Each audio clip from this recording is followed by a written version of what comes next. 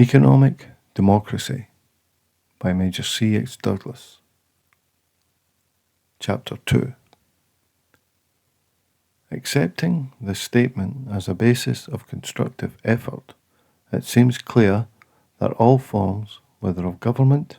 industry, or society, must exist contingently to the furtherance of the principles contained in it. If a state system can be shown to be inimical to them, it must go. If social customs hamper their continuous expansion, they must be modified. If unbridled industrialism checks their growth, then industrialism must be reined in. That is to say, we must build up from the individual, not down from the state. It is necessary to be very clear in thus defining the scope of our inquiry, since the exaltation of the state into an authority from which there is no appeal, the exploitation of a public opinion which at the present time is frequently manufactured for interested purposes, and other attempts to shift the centre of gravity of the main issues. These are all features of one of the policies which it is our purpose to analyse. If, therefore, any condition can be shown to be oppressive to the individual, no appeal to its desirability in the interests of external organisation can be considered an extenuation. And while cooperation is the note of the coming age, our premises require that it must be the cooperation of reasoned assent, not regimentation in the interests of any system,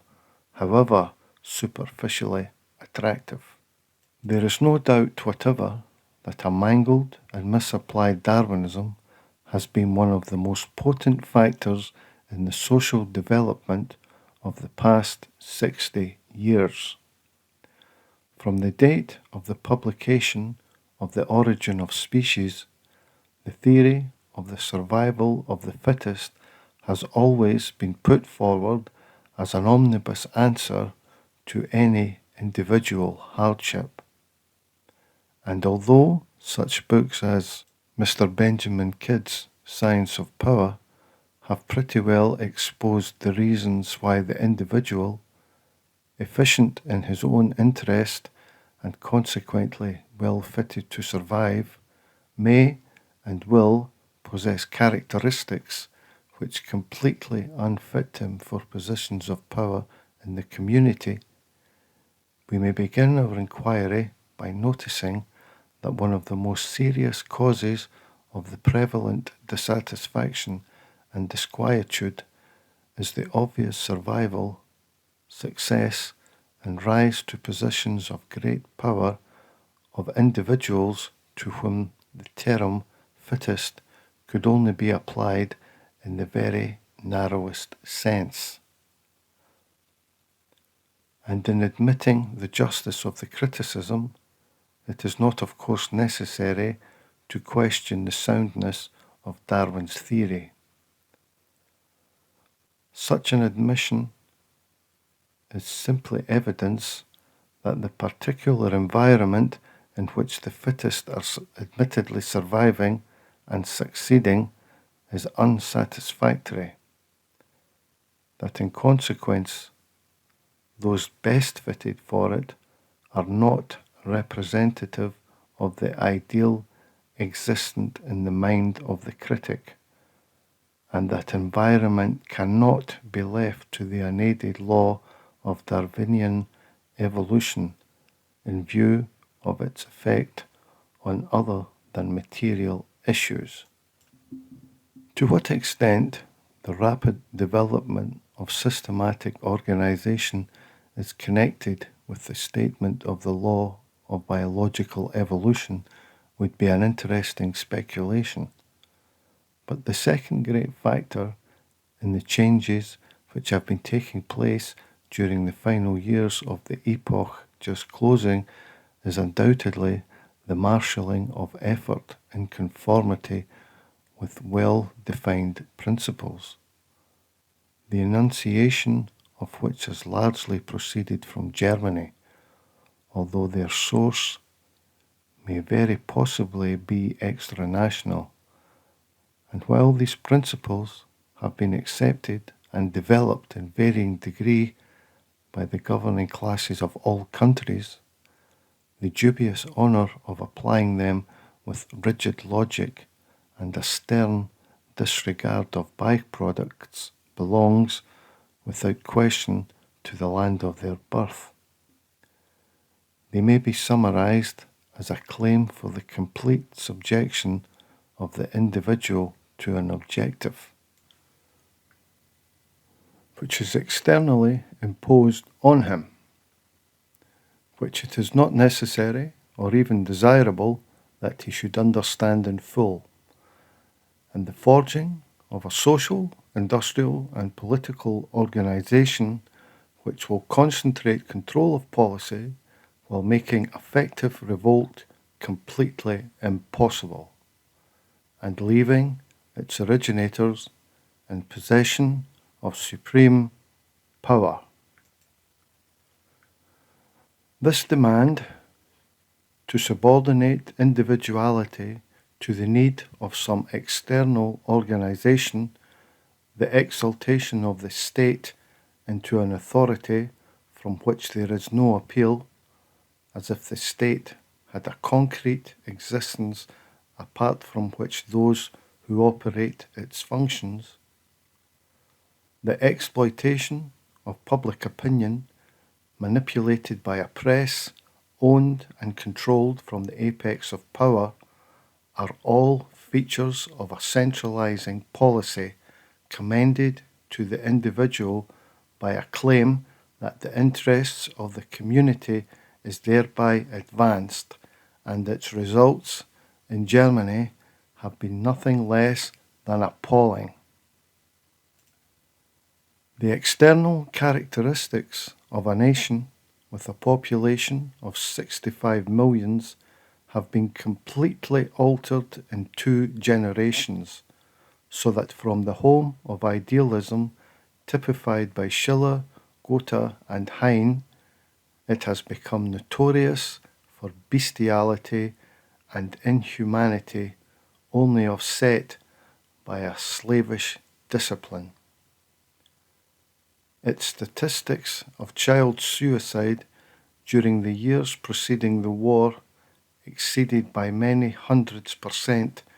those of any other country in the world, and were rising rapidly. Insanity and nervous breakdown were becoming by far the gravest problem of the German medical profession. Its commercial morality was devoid of all honour,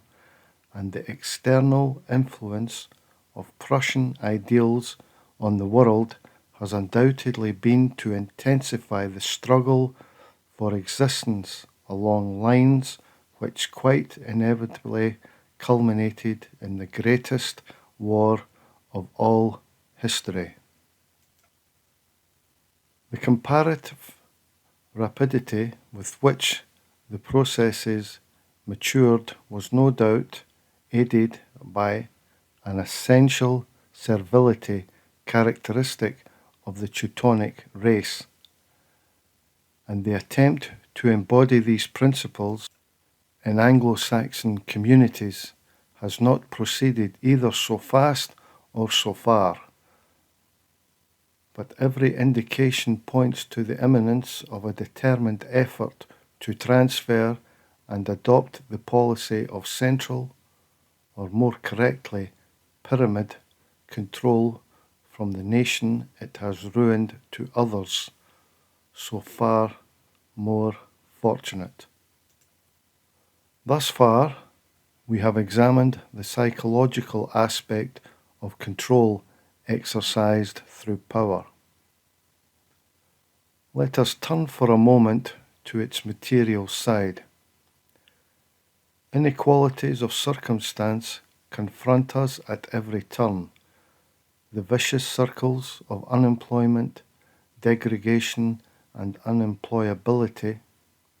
the disparity between the reward of the successful stock jobber and the same man turned private soldier enduring unbelievable discomfort for 18 pence per day, the gardener turned piece worker earning 3 times the pay of the skilled mechanic are instances at random of the erratic working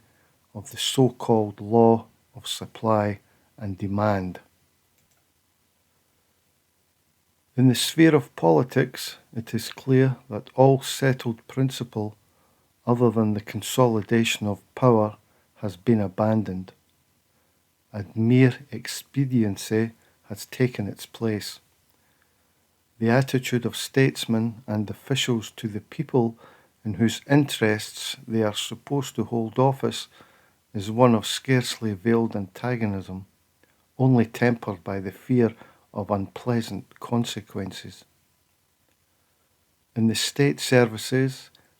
the easy supremacy of patronage over merit and vested interest over either has kindled widespread resentment, levelled not less at the inevitable result than at the personal injustice involved. In its relations with labour, the state is hardly more happy. In the interim report of the Commission on Industrial Unrest, the following statement occurs.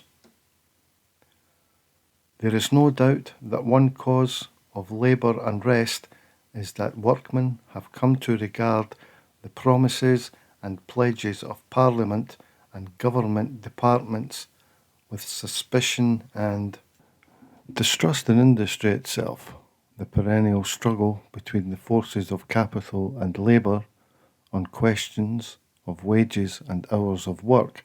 is daily becoming complicated by the introduction of fresh issues such as welfare, status, and discipline. And it is universally recognised that the periodic strikes which convulse one trade after another have common roots far deeper than the immediate matter of contention. In the wry ranks of trade unionism, whose organisation has become centralised in opposition to concentrated capital, cleavage is evident in the acrimonious squabbles between the skilled and the unskilled, the rank and file and the trade union official. Although the diversion of the forces of industry to munition work of, in the economic sense, an unreproductive character has created an almost unlimited outlet for manufacturers of nearly every kind. It is not forgotten that before the war, the competition for markets was of the fiercest character, and that the whole world was apparently overproducing, in spite of the patent contradiction offered by the existence of a large element of the population continually on the verge of starvation, and a great majority whose only interest in great groups of the so-called luxury trades was that of the wage earner. The ever-rising cost of living has brought home to large numbers of the salaried classes problems which had previously affected only the wage earner. It is realised that labour-saving machinery has only enabled the worker to do more work, and that the ever-increasing complexity of production, paralleled by the rising price of the necessities of life, is a sieve through which out and forever out go all ideas, scruples, and principles which would hamper the individual in the scramble for an increasingly precarious existence. We see, then, that there is cause for dissatisfaction with not only the material results of the economic and political systems, but that they result in an environment which is hostile to moral progress and intellectual expansion. And it will be noticed in this enumeration of social evils, which is only so wide as is necessary to suggest principles, that emphasis is laid on what may be called abstract defects and miscarriages of justice, as well as on the material misery and distress which accompany them. The reason for this is that the twin evil, common more or less to all existing organized society, of servility is poverty, as has been clearly recognized by all shades of opinion amongst the exponents of revolutionary socialism. Poverty is in itself a transient phenomenon, but servility, not necessarily, of course, of manner, is a definite component of a system having centralized control of policy as its apex. And while the development of self-respect is universally recognized to be an antecedent condition to any real improvement in environment, it is not so generally understood that a worldwide system is thereby challenged. In referring the existent systems to the standard we have agreed to accept, however, it seems clear that the stimulation of independence of thought and action is a primary requirement, and to the extent to which these qualities are repressed, social and economic conditions stand condemned as undesirable. Now, it may be emphasized that a centralized or pyramid form of control may be, and is, in certain conditions, the ideal organization for the attainment of one specific and material end. The only effective force by which any objective can be attained is in the last analysis the human will, and if an organization of this character can keep the will of all its component members focused on the objective to be attained, the collective power available is clearly greater than can be provided by any other form of association. For this reason, the advantage accruing from the use of it for the attainment of one concrete objective, such as, let us say, the coherent design of a national railway or electric supply system, just so long as these objects are protected from use as instruments of personal and economic power, is quite uncontrovertible. But every particle of available evidence goes to show that it is totally unsuitable as a system of administration for the purposes of governing the conditions under which whole peoples live their lives, that it is in opposition to every real interest of the individual when so used, and for this reason it is vital to devise methods by which technical coordination can be combined with individual freedom. To crystallize the matter into a phrase, in respect of any undertaking, centralization is the way to do it, but is neither the correct method of deciding what to do, nor the question of who is to do it.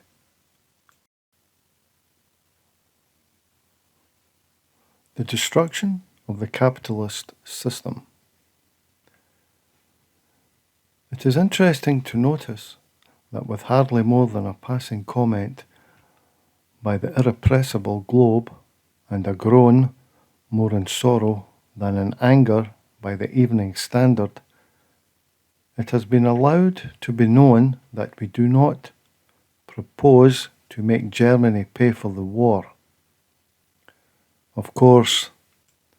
possession of the most elementary knowledge of economics has been sufficient to make it obvious from the start that Germany could not possibly be made to pay this country for the cost of even a small war. But then, so very few people do possess even an elementary knowledge of economics that their opinions does not carry very much political weight. But as an overwhelming majority of the members of the House of Commons were elected with the express mandate based on Mr. Lloyd George's manifesto to make Germany pay, we shall be interested to hear what they have to say about it. Of one thing we can assure them: they will be asked, they will be given the fullest opportunity to reply, and when the inevitable plea of ignorance is filed, they will be asked in no uncertain tones what they propose to do about it. It is a grimly humorous situation. The capitalistic coalition, elected by a mixture of caucus wire pulling and an appeal to the passion and cupidity roused by a campaign of systematic propaganda, has to admit within 5 weeks of its return to power that the main public plank in its foreign policy, if we accept the various forms of lingering death it is pledged to inflict on the Kaiser, is rotten, as, of course, its financial advisers knew it was rotten. Mr. Malcolm Lyon, in the English Review for February, has a perfectly sound exposition of the overwhelming difficulty which attends a transfer of real value when considered from the orthodox financial standpoint. He does not, however, point out the crowning irony of the situation, that the only condition under which this transfer could take place